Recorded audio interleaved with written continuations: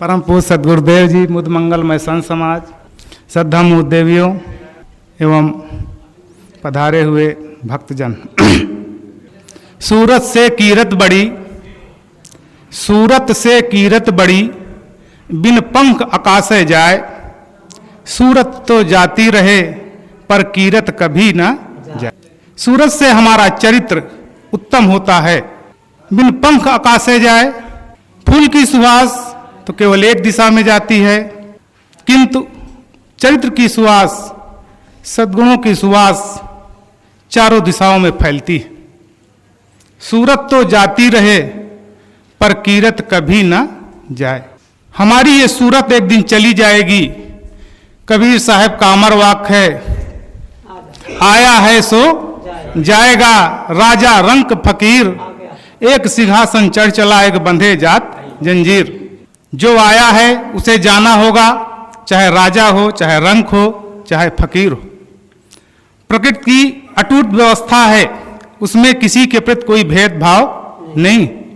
एक वासना के बंधन को तोड़ करके परम सत्य का दर्शन करके यहां से जाता है, और एक वासनाओं के बंधन में बंध करके यहां से जाता है। सूरत तो जाती रहे पर कीरत कभी न जाए। जो चरित्र की सुवास है, सद्गुणों की सुवास है, वो कभी भी जाती नहीं। हजारों साल हो गए भगवान राम को हुए, महाराज श्री कृष्ण को हुए, हजारों साल हो गए भगवान बुद्ध को हुए, हजारों साल हो गए भगवान महावीर को हुए, सैकड़ों साल हो गए दयानंद जी को हुए, सैकड़ों साल हो गए कबीर देव को हुए, किंतु आज भी वे हमारे दिलों में बसे हुए हैं।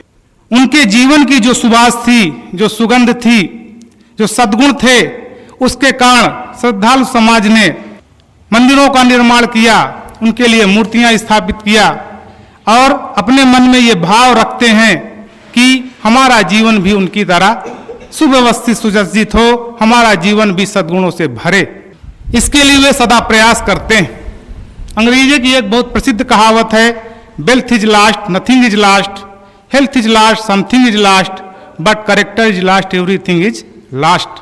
हमारे जीवन में चरित्र का बहुत बड़ा मूल्य है। चरित्र ही हमारे जीवन का आधार स्तंभ है।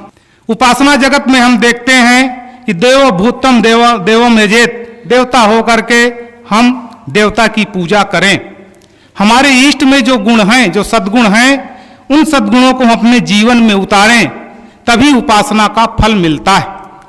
किंतु आज की जो स्थिति है, उपासना पद्धति में जो दुर्बलता है, उसके पीछे ये तथ्य साफ साफ दिखाई पड़ता है कि उनके वाणी का हम पाठ करते हैं, उन पर श्रद्धा सुमन समर्पित करते हैं, तमाम प्रकार के खोखले कर्मकांड करते हैं, किंतु उनके जीवन के जो सद्गुण हैं उनको हम अपने जीवन में धारण नहीं करते हैं, जिससे जीवन में कोई सुंदर परिणाम उपस्थित नहीं होता। हमें अपने जीवन में इस दुर्बलता को दूर करने की आवश्यकता है, तभी हमारा जीवन वरदान रूप में दिखाई पड़ेगा और हमारे जीवन में खुशियां दिखाई देंगी। हमें अपने जीवन में सद्गुणों का विकास करना चाहिए। संत सम्राट सद्गुरु कबीर साहब का जन्म उत्तर प्रदेश की प्रसिद्ध नगरी काशी में हुआ था। जिस समय भारत में दो संस्कृतियां आपस में टकरा रही थीं, उसी समय सद्गुरु कबीर साहब का जन्म हुआ था। उनका सारा व्यक्तित्व ही बीजक है। उन्होंने पूरे बीजक में मानवता का संदेश दिया। जिस प्रकार सारी नदियां आकर के समुद्र में मिल जाती हैं, उसी प्रकार सारे संप्रदाय आकर के मानवता में मिल जाते हैं। मानवता ही सबका मिलन केंद्र बिंदु है। मानवता की जरूरत सबको है, चाहे वो हिंदू हो, चाहे मुसलमान हो, चाहे ईसाई हो, चाहे सिख हो, चाहे पारसी हो, उससे वो कोई इंकार नहीं कर सकता है। मानवता ही सबका मिलन केंद्र बिंदु है। संत सम्राट सद्गुरु कबीर साहब न हिंदू थे न मुसलमान थे, वो तो केवल मानव थे, इंसान थे।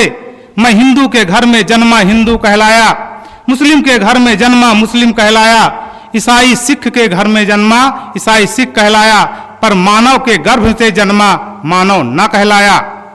सद्गुरु कबीर साहब ने चोट किया कि एक है हार त्वचा मलमूत्रा, एक रुधिर एक गुदा, एक बूंद से सृष्टि बनी है को ब्राह्मण को शूद्रा। रजोगुण ब्रह्मा तमोगुण शंकर, सदोगुण हरि होई, कहें कबीर राम रम रहिए, हिंदू तुरुक न कोई। संत सम्राट सद्गुरु कबीर साहब मानव थे। वे उनका पहला संदेश था कि मानव को मानव की दृष्टि से देखो, उसे हिंदू की दृष्टि से, ईसाई की दृष्टि से या ब्राह्मण शूद्र की दृष्टि से देखने का प्रयास कतई न करो, अन्यथा आप धोखे में रहेंगे। ये आर्टिफिशियल जीवन जीने से आपके जीवन में तमाम प्रकार की भ्रांतियां पैदा हो जाएंगी। साहब ने ललकार करके कहा कि को हिंदू को तुरुक कहावे, एक जिमी पर रहिए। हिंदू तुरुक कहां से आया, किन ये राह चलाया। पूरे बीजक को आप उठा करके देखें। उन्होंने मानव को मानव की दृष्टि से देखने की बात बताई। मानुष तेरा गुण बड़ा, मांस ना आवे काज, हार न होते आभरण, त्वचा न बाजन बाज। हम अपने जीवन में इस प्रकार की भ्रांतियों को दूर करने का प्रयास करें।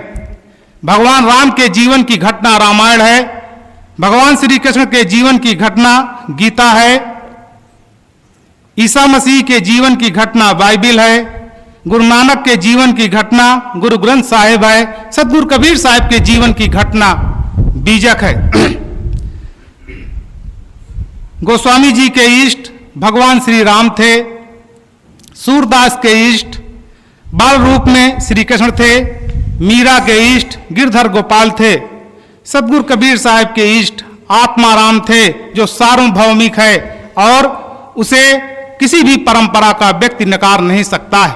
स्वर्ग है कि नहीं इस पर संदेह हो सकता है, किंतु मैं हूं कि नहीं इस पर कभी भी किसी को संदेह नहीं हो सकता है। इस तत्व को सतगुरु कबीर साहब ने अपने बीजक में प्रकट किया कि दिल में खोज दिलय में खोजो यह करीमा रामा। न पूरब में खोजने की जरूरत है, न पश्चिम में खोजने की जरूरत है, न बाहर भटकने की जरूरत है, उसको तो भीतर देखने की जरूरत है, दिल में देखने की जरूरत है। कस्तूरी कुंडल बसे मृग ढूंढे बनवाई, ऐसे घट घट राम है दुनिया जानत नाई। जाको ध्यान धरे विधि हरिहर मुनिजन साहस 88, सो तेरे घट माही विराजत परम पुरुष अविनाशी। हमें अपने जीवन में इस सत्य और तथ्य को समझने की आवश्यकता है। सतगुरु कबीर साहब के जीवन में तमाम प्रकार की घटनाएं घटी। गोस्वामी तुलसीदास जी के इष्ट भगवान राम थे।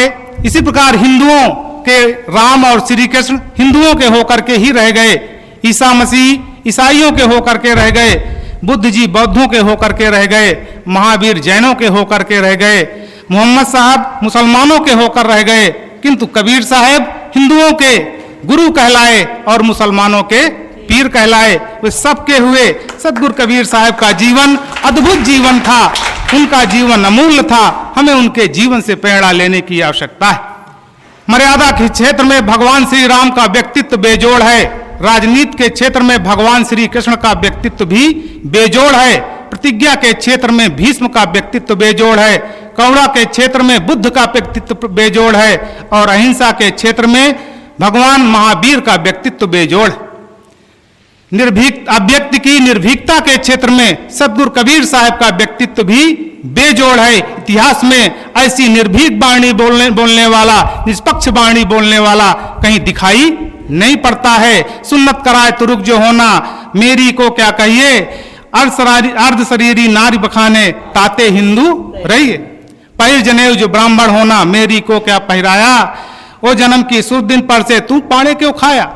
इतनी कठोर वाणी कहने वाला इतिहास में कहीं दिखाई नहीं पड़ता है। संत सम्राट कबीर साहब अपने जीवन में उन्होंने देखा कि मनुष्य बहुत दबा कुचला है, उसको उठाने का उन्होंने प्रयास किया, क्योंकि मनुष्य जीवन पुरुषार्थ सिद्ध भूमिका है। उन्होंने कहा काल करे सो आज कर, आज करे सो अब, पल में पल रहे होएगी बहुर करोगे कब। करु बहिया वाला अपनी छाड़ बिरानी आस, जाके आंगन नदिया बहाए सो कस मरे पियास। वो मानव एकता, मानव स्वतंत्रता, मानव श्रेष्ठता के उद्घोषक थे।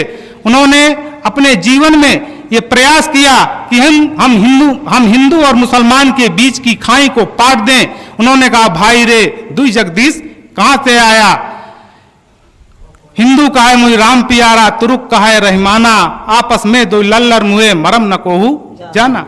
हमारे संतों का इतिहास रहा है, उन्होंने अनेकता से एकता की ओर हमें दिशा दिखाई है। हमारे संतों के हृदय से निकला सर्वे भवन्तु सुखना, सर्वे सन्तु निरामया, सर्वे भद्राणि पश्यन्तु, मां कश्चित् दुख भाग भवेत्। सदगुरु कबीर साहब ने कहा, ना काहू से दोस्ती ना काहू से बैर, कबीरा खड़ा बाजार में मांगे सबकी खैर, ना काहू से दोस्ती ना काहू से बैर।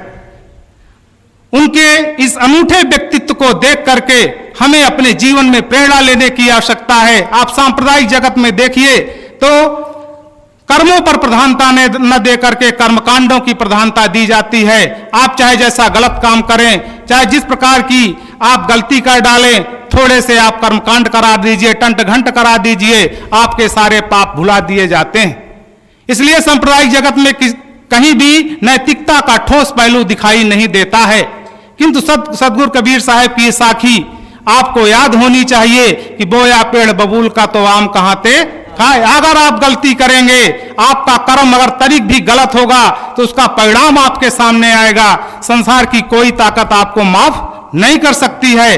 इसलिए हमें अपने जीवन में कर्मों के सुधार की तरफ भी ध्यान देना चाहिए। अपने जीवन को हमें अच्छा से अच्छा बनाने का प्रयास करना चाहिए।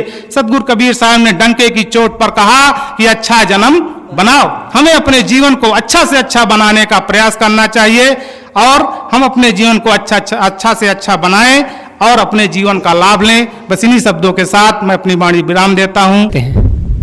सदगुरु कबीर साहब एक महान आत्मा थी। उनके माध्यम से उन्होंने एक ऐसा रास्ता बनाया, स्वयं उन्होंने रास्ता तैयार किया। जैसे बुद्ध भगवान के कोई उनके गुरु नहीं थे, वो स्वयं उनका अनुभव काम किया। अपने अनुभव से ही वो आगे बढ़े, ध्यान साधना किए, तपस्या किए। बुद्ध भगवान बहुत तपस्या किए लेकिन उनको कुछ शांति न मिली। उन्होंने विचार किया कि यदि मैं ज़्यादा कड़क कर देता हूँ तो शरीर बिगड़ जाएगा, कुछ होगा नहीं शरीर से, ध्यान साधना कुछ नहीं हो पाएगी। यदि मैं ज़्यादा ढीला छोड़ देता हूँ तो भी कुछ नहीं हो पाएगा, साधना नहीं बन पाएगी। जैसे सितार है, गिटार है, उसको यदि ज़्यादा कस देंगे तो आवाज़ सुरीली नहीं निकलेगी, और यदि हम ढीला भी कर देंगे उसको, आवाज़ सुरीली नहीं निकलेगी।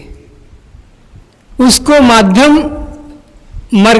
मार्ग पकड़ना पड़ेगा। इसी प्रकार बुद्ध भगवान ने माध्यम मार्ग पकड़ा। तो सदगुरु कबीर साहब भी वो भी बीच का रास्ता पकड़े। बीच के रास्ते में सदगुरु कबीर साहब ने कहा, संतोष सहज समाधि भली।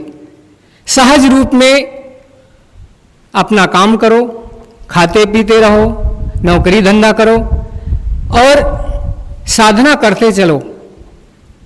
जो कुछ काम करो बिल्कुल व्यवस्थित करो, किसी को तकलीफ ना हो, किसी को दुख ना हो, यही साधना है। यदि किसी को कोई तकलीफ हो रही है, परेशानी हो रही है, तो साधना वहाँ टूट जाती है। इसलिए साहब कहते हैं, संतोष सहज समाधि भली। सहज रूप में रहो, शरीर को भी कष्ट मत दो। यदि शरीर को कष्ट देंगे तो शरीर दुखी रहेगा तो तुम साधना कैसे कर पाओगे। इसलिए सहज रूप में रहो और जीवन तुम्हारा सुख से बीतेगा, भजन भक्ति कर पाओगे। अपने जीवन को अच्छा करने के लिए हमको संतों की संगत करनी पड़ेगी। यदि हम संतों के पास जाते हैं तो सुनने को ज्ञान मिलता है, दर्शन करने को मिलता है और भी अनेकों प्रकार से हमारे को लाभ मिलता है। सदगुरु श्री विशाल साहेब जी ने एक साखी में कहा है, लाभ महान मनुष्य को सत्संग गही ज्ञान, होए सोबस मन आपना भक्ति धर्म पहचान। साहब इस साखी में कहा है कि संतों के पास जाओ और वहां जाकर के उनके दर्शन प्राप्त करो, दर्शन से लाभ लो और ज्ञान से लाभ लो, सेवा का लाभ लो। बहुत से संसार में ऐसे लोग हैं सेवा बहुत कम कर पाते हैं। उनके पास पैसा है, पैसा दे दिए। आप पैसा से कुछ भी किसी से कुछ करा सकते हो, सेवा करा सकते हो। यदि हमारे पास पैसा नहीं है, यदि हमारे पास भाव है, शरीर है, तो शरीर से हम सेवा कर सकते हैं। यदि अच्छा मन है तो मन से भी हम अच्छा सोच सकते हैं कि सबका भला हो। तभी तो मनीषियों ने कहा है सर्वे भवन्तु सुखिनः सर्वे सन्तु निरामया। कहते हैं सभी संसार के लोग सुखी रहें, किसी को कोई कष्ट न हो, सभी लोग निरोगी हों। लेकिन ऐसा बहुत कम लोग सोचते हैं। पर लोग सोचते हैं हमारा पड़ोसी है वो सुखी न रहे, हमारा जो वो है वो अच्छा ना रहे। तो आदमी के अंदर यदि अच्छी भावनाएं हो जाती हैं तो अपना सुखी रहता है, दूसरा भी सुखी रहता है। इसलिए हमको अच्छा भाव बनाना है, अच्छे संकल्प लाना है, जीवन का सुधार करना है। क्योंकि मानव शरीर में ही जीवन का सुधार हो सकता है। पशु पक्षी हैं, ये प्राकृतिक जीवन जीते हैं, इनमें कोई विकल्प नहीं है। इसलिए हम सब लोगों को चाहिए, ये मानव शरीर मिला है, इस मानव शरीर में रहते रहते अपना उद्धार करें, कल्याण करें, सबकी सेवा करें, प्रेम करें एक दूसरे के प्रति। यदि प्रेम की भावना होगी तो वहाँ स्वर्ग होगा, और यदि द्वेष की भावना होगी वहाँ नरक होगा, वहाँ दुख होगा, वहाँ सुख नहीं मिल सकता है। इसलिए प्रेम की गंगा बहाते चलो, ज्योति से ज्योति जलाते चलो, प्रेम की गंगा बहाते चलो। प्रिय सज्जनों, जीवन में क्या रखा है? मकान बना लेते हैं, बड़े बड़े भवन तैयार कर लेते हैं, बड़ी बड़ी बिल्डिंगें तैयार हो जाती हैं, बड़े बड़े व्यापार चलते हैं, बड़ी बड़ी फैक्ट्रियां चलती हैं, कल कारखाने देश लोग चलाते हैं। लेकिन जब शरीर छूट जाता है तो सारा धन वैभव सब यही छूट जाता है, साथ में कुछ नहीं जाता है। इसलिए हमारे साथ में क्या जाएगा? हमारे साथ में अच्छे संकल्प जाएंगे, अच्छे कर्म जाएंगे। हमारा जो जीवन है, इस जीवन में यदि हम किसी को प्रेम किए हैं, किसी को सुख पहुंचाए हैं, वही साथ में जाएगा। और साथ में तो कुछ जाता नहीं है, सब यही कहीं छूट जाता है। इसलिए सबसे प्रेम करें, प्रेम ही परमात्मा, लव इज गॉड। भगवान कहीं बाहर नहीं है। किसी से प्रेम करो, किसी को कोई कष्ट हो उसका कष्ट दूर करो, बस वही भगवान है। भगवान कहीं बाहर नहीं मिलेगा। यदि भगवान बाहर खोजने जाएंगे तो भगवान बाहर नहीं मिलेगा। सदगुरु कबीर साहब ने कहा है, पूरब दिशा हरि को वासा, पश्चिम अल्लाह मुकामा, दिल में खोज दिलहि मां खोजो, यह करीमा रामा। ओ भगवान न पूरब में है न पश्चिम में है, वो तुम्हारे दिल के अंदर है। उस दिल में रहने वाले परमात्मा को, अल्लाह को पहचानो और उसकी रक्षा करो, उसको मत दुख दो। सदगुरु कबीर साहब कहते हैं कि बोया पेड़ बमूल का तो आम कहां से खाए, दुख देने दुख होता है, सुख देने सुख होए। चार वेद खट शास्त्र में बात मिली है दोए, दुख देने दुख होते हैं, सुख देने सुख होए। यदि हम किसी को आज सुख पहुंचाएंगे, किसी की हम सेवा करेंगे, अपने माता पिता बड़े बूढ़ों का आदर करेंगे, तो उस समय ऐसा आएगा कि हमारी भी उस लोग आदर करेंगे और सेवा करेंगे।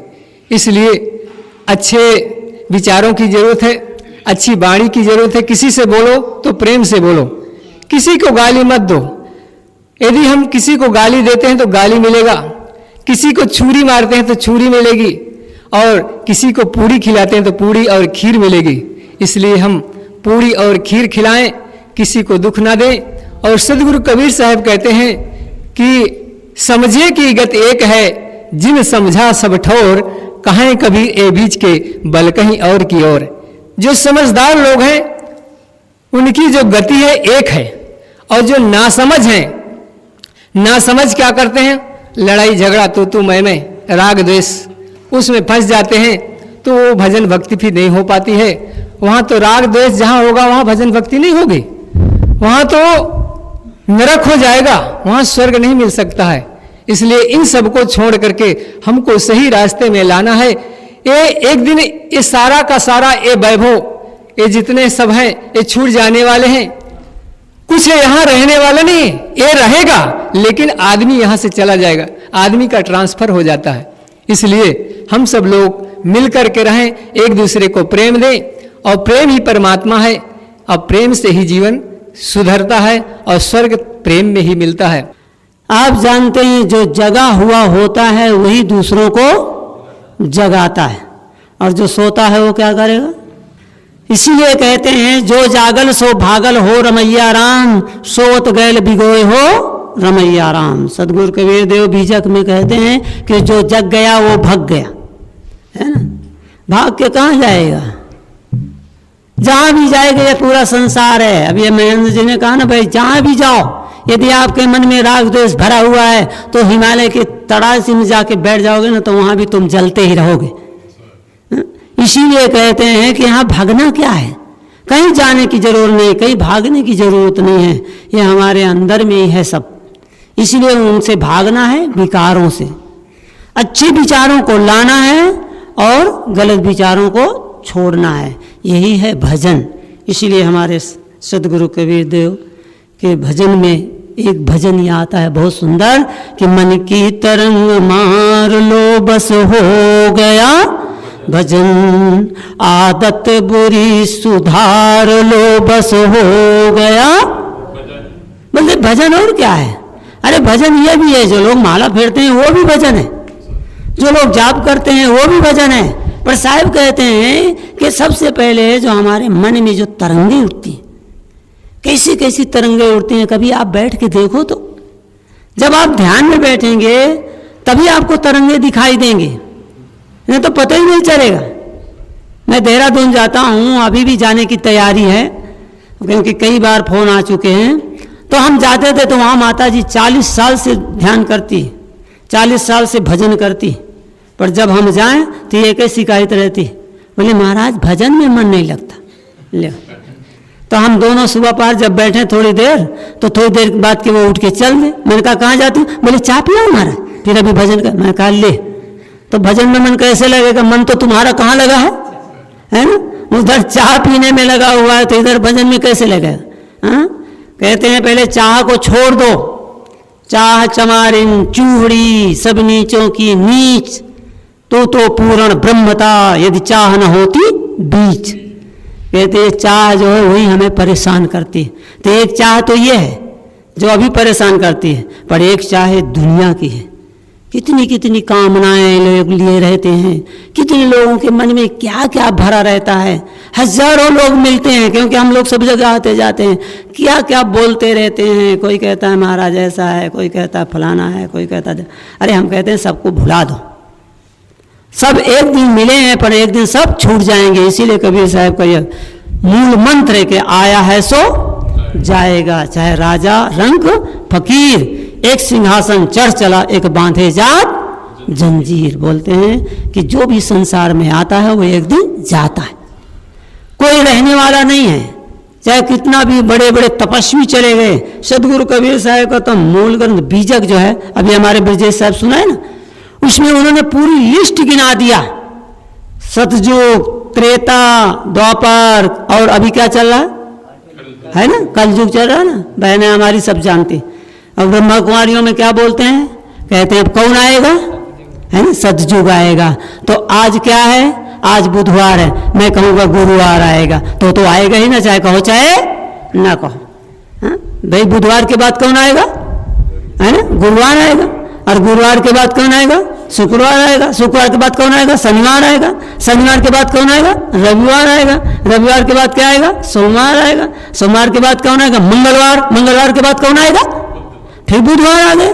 तो वही जब सतयुग बीत गया तो फिर क्या आया, है ना, सतयुग बीत गया तो त्रेता आया, त्रेता बीत गया तो क्या आया, बोले द्वापर आया। द्वापर बीत गया तो क्या आया, बोले कलयुग आया। तो कलयुग बीत रहा है तो क्या आएगा, है ना। तो सतयुग आएगा ही ना महाराज, और सतयुग, कलयुग, त्रेता, रविवार, सोमवार या मंगलवार, ये हमारे आपको समझने के लिए कल्पना की गई है। सूरज नहीं समझता है कि आज रविवार है कि सोमवार है, वो समझता है। चांद नहीं समझता है कि आज कैसा दिन है, हा? ये तो हम आप अपने एक व्यवहार के लिए बनाया गया है। इसीलिए संतों ने कहा कि भाई जागो। तो सदगुरु कबीर साहब ने पूरी लिस्ट में गिना दिया। उन्होंने कहा गए राम गए लक्ष्मणा, संग न गई सीता ऐसी धना, जात कौरवे लागन बारा, गए भोज जिन साजल धारा, गए पांडव कुंता ऐसी रानी, गए सहदेव जिन बुध मत ठानी, सर्व सोने की लंका उठाई, चलत बार कछु संग न लाई, जाकर कुरिया अंतरिक्षाई, सो हरिचंद देखन नहीं जाई, मूर्ख मनसा बहुत संजोई, अपने मरे और लग रोए। सदगुरु कबीर साहब अंतिम में ये बात भी कहे कि मनुष्य कैसा मूर्ख है। अरे खुद तो मर रहा है पर दूसरे के लिए रो रहा है, फलाने चला गया, ठिकाने चला गया। अरे वो तो क्या चला गया, तू भी तो जाने वाला है, हा? क्या हम यहाँ बैठे रहेंगे? सभी जाएंगे, हा? तो कहते मूर्ख मनसा बहुत संजोई, अपने मन में क्या क्या संजो के रखता है, हा? ये ना छूट जाए, वो ना छूट जाए। अरे वो तो सब छूट ही जाएगा एक दिन। इसीलिए संत महात्मा अपनी गठरी हमेशा बांधे तैयार रहते हैं, और जब आया बुलावा तो चल देते हैं। आजकल एक बीमारी बहुत अच्छी चली है, आप लोगों को मालूम, महेंद्र को पता है, कहता हार्ट अटैक है ना।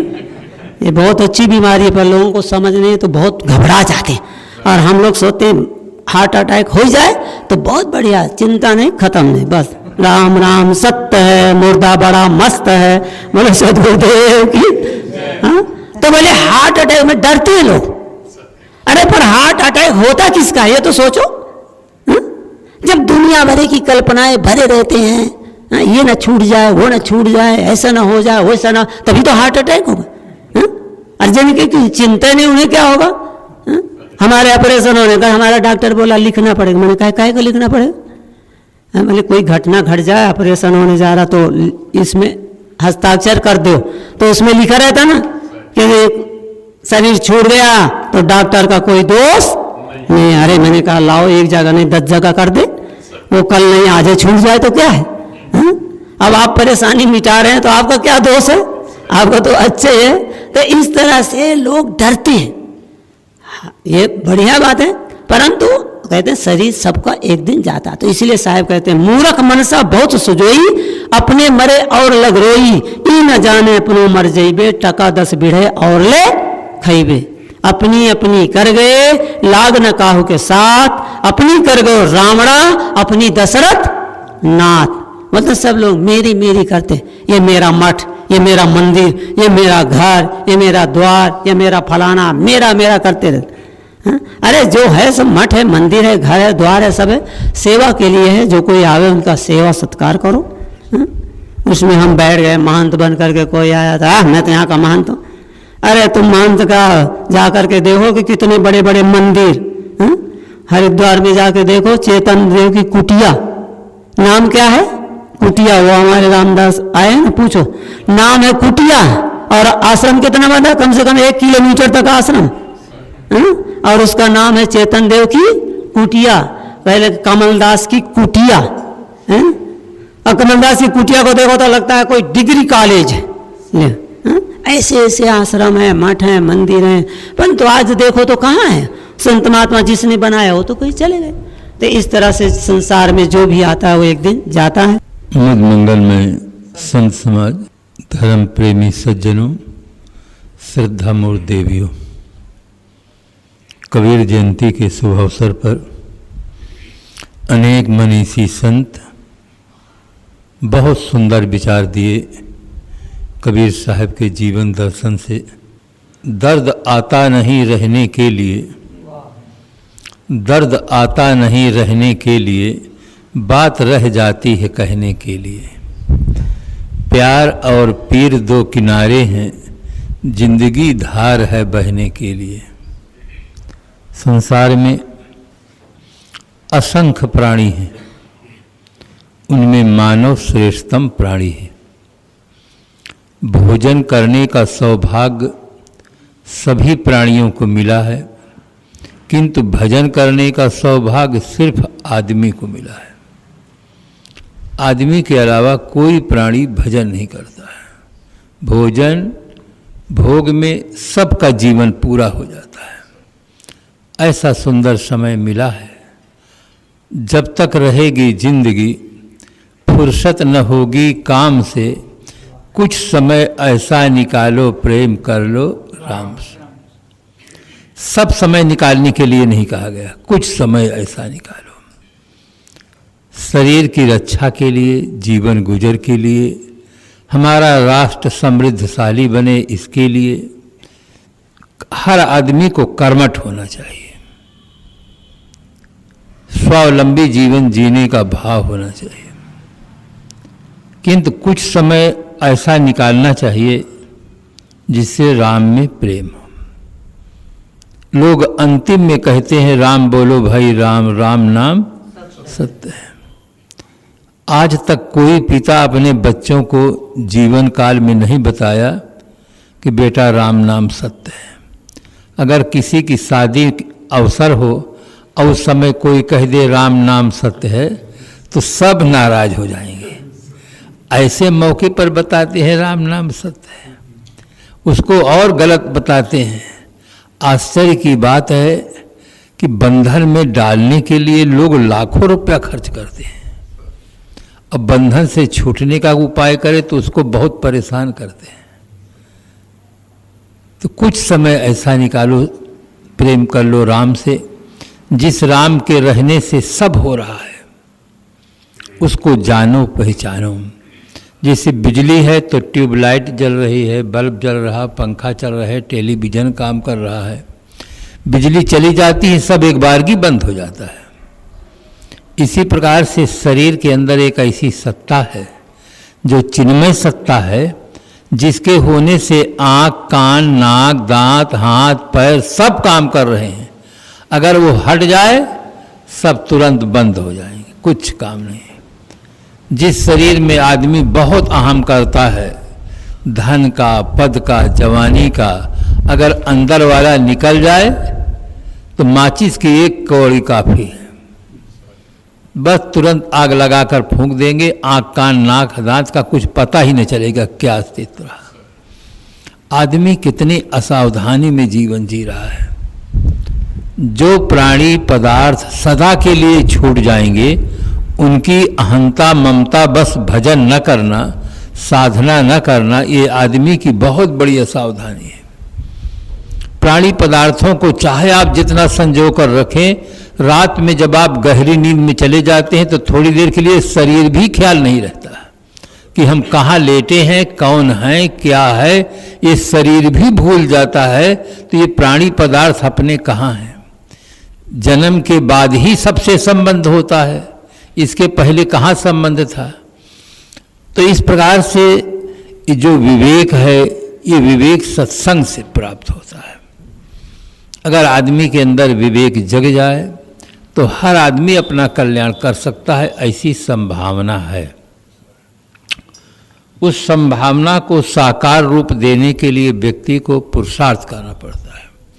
इसलिए जीवन में भक्ति, ज्ञान और कर्म तीनों की महती आवश्यकता है। तीनों क्षेत्र में अंधविश्वास भी है। लोग भक्ति तो करते हैं किंतु ऐसी भक्ति करते हैं जहाँ से कोई बोध नहीं प्राप्त होता, ज्ञान प्राप्त नहीं होता है। मन में श्रद्धा है, भाव है, किंतु सही बोध नहीं है। सही बोध के अभाव में आदमी भटक रहा है। एक पंडित जी थे, वो कहते रहे कि सत्यनारायण भगवान में विश्वास करो, श्रद्धा रखो तो बेड़ा पार हो जाता है। एक श्रद्धालु सज्जन से बता रहे तो उसने कहा, भगवान मुझे भी सत्यनारायण भगवान कथा सुनने का सुअवसर प्रदान करने की कृपा करें। उन्होंने कहा, देखिए पूर्णमासी आने वाली है, पूर्णमासी का दिन बहुत अच्छा होता है, पवित्र होता है। पूर्णमासी के दिन हम आपको कथा सुना देंगे। भक्तराज इतने खुश हो गए कि महाराज पूर्णमासी के दिन आप कथा सुना देंगे तो हम एक जोड़ी बैल आपको दे देंगे। बहुत खुश हुए कि कोई 500 देता है, कोई 1000 देता है, एक जोड़ी बैल 20,000 के दे देंगे। तो बड़े अच्छे भक्त हैं। पर पूर्णमासी का दिन आया, पंडित जी आए, घर की सफाई हुई, प्रसाद की व्यवस्था हुई और बड़े स्वस्थ वातावरण में कथा हुआ। कथा का कार्यक्रम पूरा हुआ। पंडित जी ने कहा कि अब आप एक जोड़ी बैल लाओ तो हम संकल्प बोल दें। इसके संकल्प बोलने के पूर्व उन्होंने कहा कि ये ठाकुर जी 3 लोक के मालिक हैं, इनमें श्रद्धा और विश्वास रखोगे तुम्हारे सारे मनोरथ पूरे हो जाएंगे, जो तुम चाहोगे वो तुम्हें सब मिल जाएगा। खूब समझा दिए। वो आदमी बहुत अच्छा था। एक जोड़ी बैल लकड़ी के सुंदर बनाया था और लाकर ठाकुर जी के पास रख दिया। कहे महाराज जी आप श्रद्धा और विश्वास रखेंगे तो ये आपके घास भी खाएंगे, खेत में काम भी करेंगे। अगर ठाकुर जी में श्रद्धा और विश्वास रहा तो हमारा बेड़ा पार हो जाएगा, हमारे मनोरथ पूरे हो जाएंगे। अब आप श्रद्धा विश्वास रखोगे तो आपके भी सारे मनोरथ पूरे हो जाएंगे। तो ये भक्ति के क्षेत्र में अंधविश्वास बहुत है। समान लोगों को बहुत धोखा दिया जा रहा है। निर्जीव मूर्तियों की पूजा करना, सजीव मूर्ति की पूजा करो। एक सच्ची घटना डीसा शहर की है। एक व्यक्ति बहुत ज़्यादा पैसे वाला था, माली परिवार था, बहुत मूर्ति बनाया, बहुत मंदिर बनाया। कोई कबीरपंथी संत गया होगा, खंडन कर दिया होगा तो बहुत दुखी था। हमारा कार्यक्रम सब्जी मार्केट में था, लाउड स्पीकर लगा हुआ था, उसकी दुकान तक आवाज़ जाती थी। प्रवचन सुना। मैंने कहा जिनको प्रश्न करना हो हमारे आश्रम में आकर पूछ सकते हैं। सायंकाल आया, मैं ऊपर घूम रहा था। कहे महाराज ये बताइए कबीर पंथ में मूर्ति पूजा मान्य है या नहीं। मैंने कहा कबीर पंथ बहुत विशाल है, इसमें कुछ ऐसे भी लोग हैं जो कबीर साहब की मूर्ति बनाकर पूजा करते हैं, हनुमान जी की मूर्ति बनाकर पूजा करते हैं, राम जी की मूर्ति बनाकर पूजा करते हैं, कुछ ऐसे भी लोग हैं। तो आधा दुख तो उसका वैसे कम हो गया कि इसमें भी मूर्ति पूजा करने वाले हैं। कबीर साहब ने जीवन भर मूर्ति पूजा का विरोध किया।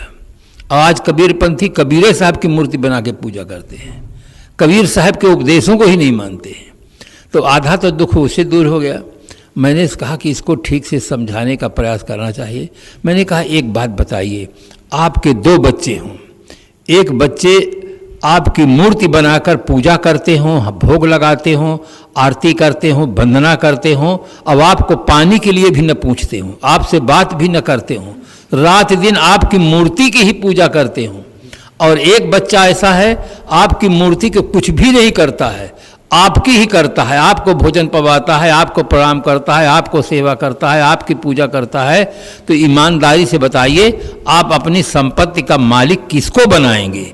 जो आपकी मूर्ति को करता है उसको, कि जो आपकी करता है उसको? तुरंत कहा जो मेरी करता है। मैंने कहा इसी वाले में हम लोग हैं मैंने कहा इसी वाले में हम लोग हैं। उसको दिल का इस तरह संतोष मिला, उस दिन से वो उसका सारा विरोध खत्म हुआ। कहा महाराज जी कल हमारा भंडारा होना चाहिए, सेवा करनी चाहिए। मैंने भंडारा ठीक है, उनका दिन रख दिया। उसके मित्रों ने कहा ये तो घोर विरोधी था, आज भंडारा संतों को कैसे कर रहा है? मैंने कहा उसी से पूछिए। उसको पूर्ण रूप से संतोष हो गया कि बेजान मूर्ति बेजान होती है, उसकी पूजा की अपेक्षा जो जान वाली मूर्ति है उसकी करना चाहिए। कोई व्यक्ति माता पिता का फोटो में खूब आरती करे, वंदना करे, और माता पिता से विरोध करे तो आशीर्वाद कहाँ से मिलेगा? आदमी भटका हुआ है, उसके मन में श्रद्धा तो है किंतु पथ प्रदर्शक गुरु सच्चे नहीं मिलते। इसीलिए कबीर साहब को इनकलाबी भाषा में कहना पड़ा, जाका गुरु है आंधरा चेला काह कराए, अंधे अंधा पेड़िया 2 को पड़ा। सदगुरु कबीर साहब जिस जमाने में थे, जो वाणी बोल रहे थे, उस समय क्लोरोफार्म का आविष्कार नहीं था। डॉक्टर लोग जो ऑपरेशन करते थे तो उसमें रोगी को पकड़ना पड़ता था, दाबना पड़ता था, रोगी डॉक्टर को गाली देता था और जब अच्छा हो जाता था तो क्षमा मांगता था कि भूल हो गई, हमसे गलती हो गई। तो कबीर साहब के ज़माने में क्लोरोफार्म नहीं था, इसलिए बहुत कड़ी कड़ी भाषा में उन्होंने कहा। अब आज के ज़माने में क्लोरोफार्म का आविष्कार हो गया है, इसलिए आज के पारखी संत इस ढंग से समझा देते हैं कि आदमी को कुछ लगे भी नहीं और सही ढंग से बोध भी हो जाए। हर आदमी को चाहिए पुजारी जन पूजो चेतन देव, चेतन मूर्ति की पूजा करो। लोग सभी मूर्ति की पूजा तो करते हैं किंतु कोई चेतन मूर्ति की पूजा करते हैं, कोई बेजान मूर्तियों की करते हैं। पाली में जब हमारा कार्यक्रम था एक मंदिर में, तो मैंने एक शेर बोला, लोग श्रद्धा से आराध्य देवों की पूजा तो करते हैं, लोग श्रद्धा से आराध्य देवों की पूजा तो करते हैं, मगर लगा के कहे चेतन प्राणी की नहीं बेजान मूर्तियों की करते हैं। तो पुजारी जो है मुस्कुरा दिया, पुजारी जो समझ गया कि लोग श्रद्धा से पूजा तो करते हैं किंतु चेतन मूर्ति की नहीं, बेजान मूर्तियों की करते हैं, जानदार मूर्ति की पूजा नहीं। हर आदमी को भक्ति के क्षेत्र में सद्गुरु और संतों की पूजा करनी चाहिए, आराधना करें, जहाँ से हमें ज्ञान मिले। सद्गुरु श्री विशाल साहब जी ने कहा, करे गुरु भक्ति ज्ञान धन लूटे। एक रुपया पैसा सोना चांदी धन है, दूसरा ज्ञान रूपी धन है, जो प्राप्त करके व्यक्ति सारे दुर्व्यसनों से मुक्त हो जाता है और सारे अंधविश्वासों से छूट जाता है। उसकी निष्ठा सत्य में होती है, सदाचार में होती है, उसका जीवन पवित्र हो जाता है। वो उपासना है गुरु की दया, साधु की संगत। चेतन मूर्ति सद्गुरु संतों की उपासना करें, आत्म तत्व का बोध प्राप्त करें और पवित्र कर्म करें। तीनों की महती आवश्यकता है, सद्गुरु संतों की भक्ति और आत्मबोध और पवित्र आचरण। अगर ये तीनों जीवन में आ जाते हैं तो हमारा जीवन सत्यम शिवम सुंदरम हो जाता है। कबीर जयंती के शुभ अवसर पर अनेक संतों ने विविध विषयों पर बहुत सुंदर प्रकाश डाले हैं। आप सब बड़े श्रद्धा भाव से सुने हैं। सुनने तक केवल सीमित न रहें, उस पर मनन करें और जीवन में प्रयोग करें। जैसे पहले कमाना, फिर बनाना और फिर खाना। खाने में उसकी पूर्णता है। कोई आदमी कमाए बहुत और बनाए कुछ नहीं, खाए कुछ नहीं, कहे मेरे पास 100 कुंटल गेहूं है, तो क्या उसका भूख दूर होगी? नहीं हो सकती। और कोई आदमी बना भी ले और खाए नहीं, रटता रहे, हलवा माल पूरी सब रटता रहे और खाए कुछ नहीं, तो भी भूख शांत नहीं होगी। प्रयोग की आवश्यकता है। लोग महापुरुषों की आराधना तो करते हैं किंतु उनके आदर्शों को जीवन में उतारने का प्रयास नहीं करते हैं। तो हमारा जीवन सत्यम शिवम सुंदरम बने, ये सुंदर प्रेरणा लें। बहुत बड़ा सौभाग्य है। इस आश्रम के निर्माण में हमारे आश्रम के साथियों ने बहुत बड़ा प्रयास किया, रात दिन मेहनत किए, कर्मचारियों से जूझते रहे। पत्थर लाने का श्रेय तो ब्रजेश जी को है। इस जैसे समाचार पाए तुरंत उसी दिन चल दिए कि मैं आज ही जाऊंगा। मैंने कहा आज रुक जाइए, आज ही आए हैं, क्यों कल चले जाए? कहने आज जाऊंगा। जा करके लाए तुरंत। उन कर्मचारियों के साथ रात दिन भिड़े, हमारे साथी लोग सब भिड़े। ये आज बनकर तैयार हो रहा, नहीं तो ऐसी स्थिति लगता रहा कि कबीर जयंती में नहीं तैयार हो पाएगा क्या। तो ये हाल तो बन गया है। नीचे अभी थोड़ा कुछ काम बाकी है और बाकी है, धीरे धीरे सब हो जाएगा। अपने साथियों को, और यहाँ सबसे ज़्यादा भूपेंद्र भाई हमारे हैं, जिसे अपने घर के मालिक होते हैं उसी प्रकार से आश्रम की देख रेख रखते हैं और आश्रम के संबंध में सुंदर विचार भी रखते हैं। उन्हें भी बहुत बहुत धन्यवाद है। हमारे यहाँ गांव की देवियाँ हैं जो आकर के अनाज को सब पहले एक दिन हम लोग संकेत कर देते हैं, यहाँ आकर के 4-4, 5-5 घंटा सब गेहूँ, चावल बिनना, मसाला की सब तैयारी करना, सब लोग बड़े श्रद्धा भाव के साथ सेवा करते हैं, तब इतना बड़ा कार्यक्रम होता है। हम सब लोगों को बहुत बहुत धन्यवाद देते हैं कि इसी प्रकार से सद्गुरु संतों के प्रति भाव बना रहे। एक दिन शरीर तो सबका नहीं रह जाता है, किंतु जो आदमी अच्छे कर्म करता है, पुण्य कर्म करता है, उसका प्रतिफल उसे आज भी मिलता है और आगे भी मिलता है। सद्गति होती है, आज अच्छे संस्कार बनते हैं, तो हमारा लोक परलोक दोनों सुंदर बने। इन्हीं शुभकामनाओं के साथ अपनी वाणी को विराम देते हैं। आप सबको बहुत बहुत धन्यवाद।